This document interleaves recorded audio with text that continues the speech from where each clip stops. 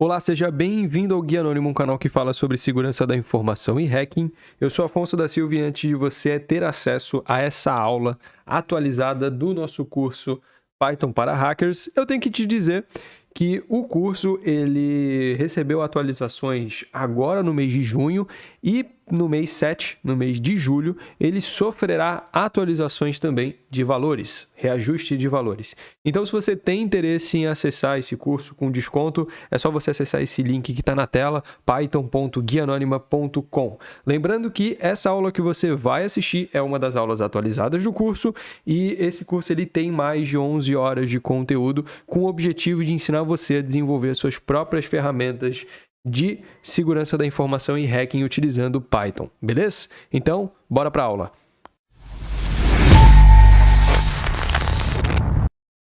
E nessa aula aqui, a gente vai dar uma olhadinha na atualização do script para obter informações de DNS.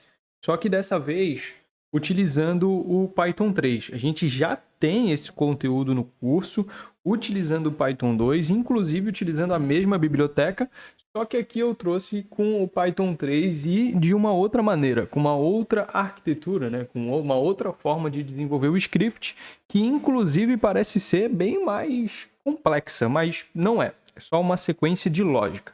Beleza? Então, olha só. Vou explicar aqui para você o funcionamento desse script, como que ele está configurado, e a gente executa e vê como é que está, realmente. Certo? Apesar de existirem sites que façam esse reconhecimento de DNS com maior facilidade e algumas ferramentas já prontas, como, por exemplo, a DNS Recon, né? Ou a gente também tem o DNS Scan, a gente também tem sites como o DNS Dumpster, que faz esse tipo de reconhecimento via DNS. Caso você esteja desenvolvendo algum tipo de ferramenta e necessite integrar e automatizar isso tudo, o desenvolvimento de uma ferramenta própria é o ideal, né? Porque você pode personalizar, pode estar criando, automatizando, configurando, passando informação de um lado para o outro. Então é basicamente isso que a gente vai ver aqui. É essa automatização, essa possibilidade de personalização da ferramenta. Então vamos lá, vamos entender aqui como que funciona esse scriptzinho que é super simples, tá? Ele inicia aqui solicitando o seu alvo, certo? Então você precisa estar colocando o seu alvo aqui. Esse é o primeiro passo, né? Aqui no alvo, a gente colocou google.com, tá? Eu coloquei google.com para facilitar. Deixa eu só fazer o seguinte, eu vou aumentar um pouquinho a letra, talvez, para facilitar aí para você. O que você acha? Não sei se é necessário, né? Acho que não, acho que tá bom, não tá não? Tá basicamente na mesma configuração que a gente fez no outro curso, então acho que tá bom. Olha só, primeiro a gente define o alvo vai ser google.com. Depois disso, antes disso, na realidade, né, a gente vai importar a biblioteca dns.resolver, que é o que a gente vai estar utilizando, é a mesma biblioteca que a gente utilizou lá no Python 2. Depois disso, a gente vai começar as requisições para cada tipo de solicitação DNS. Então, aqui a gente tem um padrão que é essa nomenclatura aqui. Result igual a dns.resolver.resolve alvo e o tipo de solicitação que a gente quer. Esse é um padrão que a gente vai estar seguindo. Inclusive, tá? Caso você queira encurtar esse código, você poderia ter colocado alguma variável dentro, né? Essa informação aqui dentro de alguma variável, né? Ou dizer que DNS resolver.resolve as alguma nomenclatura para encurtar isso daqui. Eu não coloquei opcionalmente para você entender o que está sendo feito aqui. Ele está chamando a opção, né? Ele está chamando a classe resolve dentro da biblioteca DNS Resolver. E está passando duas informações obrigatórias, que é a opção de alvo, né? E a opção aqui da nomenclatura sendo solicitada, que aqui é o A do DNS. A gente já falou sobre isso nas outras aulas. Aqui é um outro padrão que é o for. A gente dá um for, só que esse for, né, aqui ele está como ipval, em outras ele só está como val, de value, mas ele sempre vai ser in result. Por quê? Porque esse result ele é mostrado para a gente como um objeto. Então ele tem várias informações dentro desse objeto e a gente precisa percorrer esse objeto para conseguir encontrar a informação que a gente quer.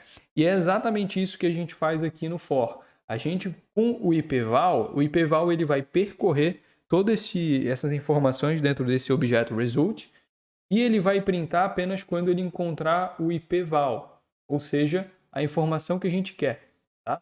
Que é o IP, porque o A é o IP do domínio.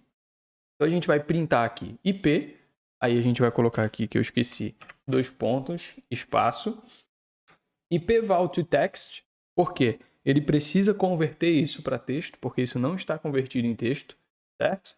E aí sim é printado. Aqui, se você for prestar atenção, eu passei esse IP para uma variável, porque a gente vai utilizar ela logo em seguida para estar obtendo o PTR. Beleza? Então a gente já vai entender essa variável IP-alvo. Beleza? O complicado para a gente que está desenvolvendo esse tipo de ferramenta é que a gente acaba não pensando no depois. Beleza, eu estou fazendo um pentest aqui na empresa utilizando as minhas próprias ferramentas em Python, mas e se a empresa for fazer uma investigação, por exemplo, para verificar se esse pentest que eu fiz, totalmente autorizado, ele é possível obter informações dele ou não? Porque algumas empresas fazem isso, né? A gente faz o teste, a gente faz o pentest, depois eles trazem a equipe forense para analisar essa análise de segurança e verificar se é possível identificar uma possível invasão ou não. E essas pessoas que normalmente essas empresas trazem são os profissionais de computação forense e investigação cibernética, que inclusive é um dos cursos de pós-graduação da Uniciv. Um curso muito bacana com uma ementa aí, com a carga horária de 360 horas e vai te apresentar diversas paradas sobre a computação forense, sobre investigação cibernética, como, por exemplo, toda a parte de engenharia social, a parte de criptografia, frameworks utilizados, segurança da informação, análise web e assim por diante. Então dá uma olhada nesse link que está aqui na tela, que é o site da Uniciv, uniciv.com.br, e conheça um pouco mais sobre as pós-graduações, mas dessa instituição de ensino focada em pós-graduações EAD em tecnologia.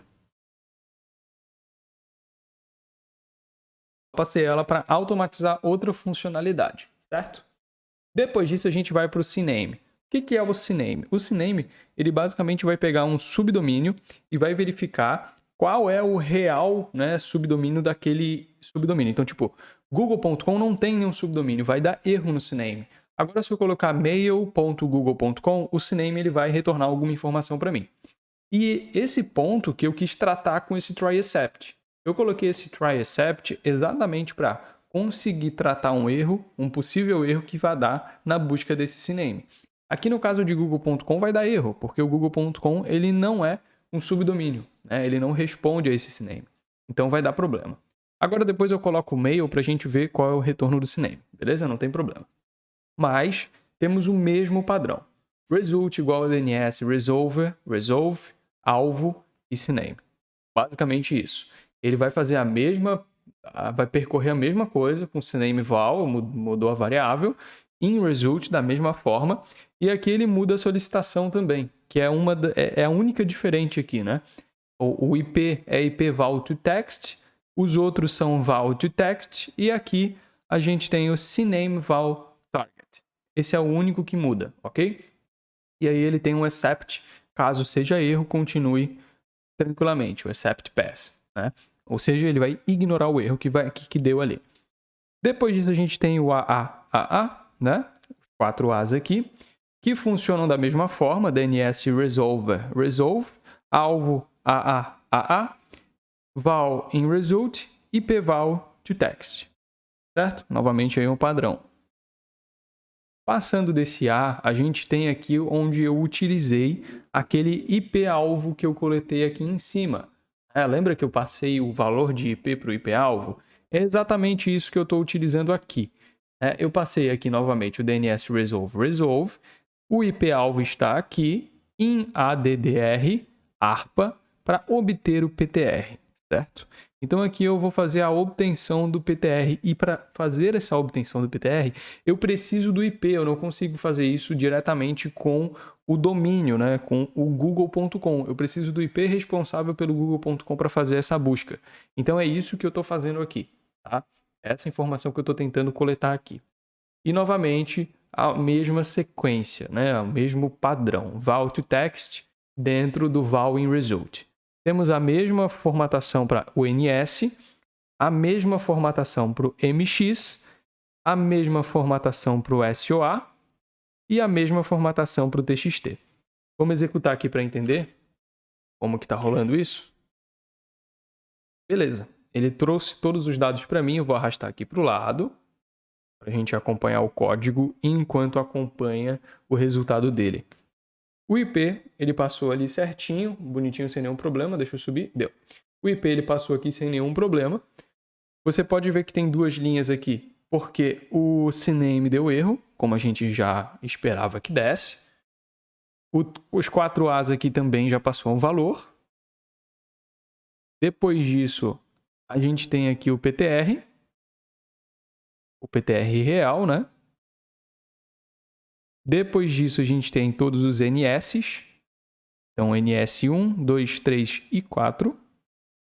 Os MX, os Mail Exchange. Os SOA, também coletados aqui. E todos os TXT. Certo? Agora vamos colocar mail.google para ver se vai quebrar alguma coisa.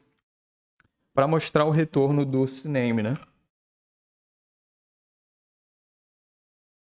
Ó, ele quebrou. Ele quebrou ali no... Onde que ele quebrou? Ele quebrou aqui no DNS Resolve. Ele não conseguiu resolver. Poderia dar um try except ali também, tá? É que ele não está conseguindo fazer a resolução desse DNS Resolve por ser um subdomínio. E aqui você pode ver que o CNAME ele já funcionou, né? É Google Name... Não, é googlemail.google.com. Tá? Então aqui a gente já teve um problema, uma possível correção do código. Talvez o recomendado seja fazer um try except em todos, para a gente evitar quaisquer tipos de problemas, né? Então faz um try except em todos, quem sabe faz um tratamento em específico nesse try except. Mas, basicamente, é esse código que a gente tem aqui, funcionando e atualizado, né? Atualizado para o nosso Python 3. Um pouquinho mais completo e complexo do que o anterior, talvez, mas também muito mais organizado e que pode facilitar aí com tranquilidade uma possível automação. Então é isso, espero que você tenha entendido, tenha curtido aí e a gente se vê na próxima aula de atualização do Python para Hackers. Então é isso, espero que você tenha curtido essa aula, não se esqueça de deixar o seu like, se inscrever no canal e compartilhar esse vídeo com seus amigos e, de claro, dá uma olhadinha em python.guianonima.com ou aqui nos links da descrição para você conhecer um pouquinho mais o Guia Anônima e também conhecer um pouco mais dos nossos conteúdos. Show? Valeu e até mais!